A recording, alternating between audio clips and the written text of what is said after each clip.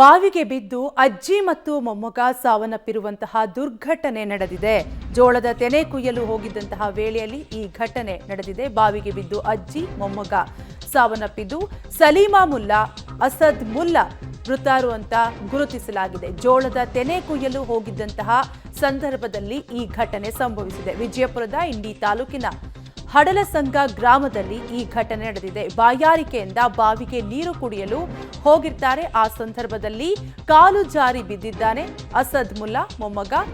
ಈ ವೇಳೆ ಮೊಮ್ಮಗನನ್ನ ಕಾಪಾಡಲು ಅಜ್ಜಿ ನೀರಿಗೆ ಜಿಗಿದಿದ್ದು ಇಬ್ಬರು ಕೂಡ ಬಾವಿಗೆ ಬಿದ್ದು ಸಾವನ್ನಪ್ಪಿದ್ದಾರೆ. ಈಜಿ ಮೇಲೆ ಬರಲಾಗದೆ ಇಬ್ಬರು ಕೂಡ ಸಾವನ್ನಪ್ಪಿದ್ದಾರೆ. ಈ ವೇಳೆ ಮೊಮ್ಮಗನನ್ನ ಕಾಪಾಡಲು ನೀರಿಗೆ ಇಳಿದಂತಹ ಸಂದರ್ಭದಲ್ಲಿ ಅಜ್ಜಿಯೂ ಕೂಡ ಬಾವಿಗೆ ಬಿದ್ದು ಸಾವನ್ನಪ್ಪಿದ್ದಾರೆ.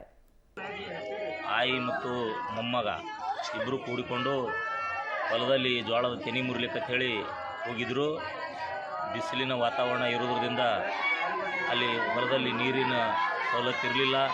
ಅದಕ್ಕಾಗಿ ಆ ಮಗು ನೀರಿಗಾಗಿ ಬಾವಿಯಲ್ಲಿ ಇಳಿದು ನೀರು ಕುಡ್ಲಿಕ್ಕೆ ಹೋದಾಗ ಆ ಬಾವಿಯಲ್ಲಿ ಕಾಲು ಜಾರಿ ಮಗು ಬಾವಿಯಲ್ಲಿ ಬಿತ್ತು.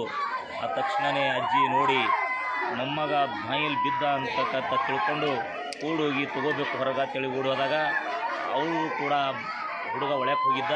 ಆ ಸಂದರ್ಭದಲ್ಲಿ ಕೈ ಹಾಕಿ ತಗೊಳ್ಳೋದ್ರಲ್ಲಿ ಅಜ್ಜಿದು ಕೂಡ ಕಾಲು ಜಾರ್ತು. ಕಾಲು ಜಾರಿ ಬಾಯಿಯಲ್ಲಿ ಇಬ್ಬರು ಕೂಡ ಬಿದ್ದು ಇವತ್ತು ಸಾವಿಗೀಡಾಗಿದ್ದಾರೆ. ಅಂಥ ಒಂದು ಪರಿಹಾರ, ಅಂಥ ಒಂದು ನೊಂದ ಕುಟುಂಬಕ್ಕೆ ಒಂದೇ ಬಾವಿಯಲ್ಲಿ ಒಂದೇ ದಿನ ಜಮೀನದಲ್ಲಿ ಕೆಲಸ ಮಾಡೋ ಹೊತ್ತಿನಲ್ಲಿ ಆಯಿ ಮತ್ತು ಮೊಮ್ಮಗ ಇಬ್ಬರು ಸಾವಿಗೀಡಾಗಿದ್ದಾರೆ. ಅಂಥ ಕುಟುಂಬಕ್ಕೆ ತಕ್ಷಣದಲ್ಲಿ ಸರ್ಕಾರ ಪರಿಹಾರವನ್ನು ಏನೂ ಇಲ್ಲ ಅಂದ್ರೂ ಒಂದು 25 ಲಕ್ಷ ಆದರೂ ಕೂಡ ಸರ್ಕಾರ ತಕ್ಷಣದಲ್ಲಿ ಅವರಿಗೆ ಪರಿಹಾರ ಕೊಡಬೇಕು.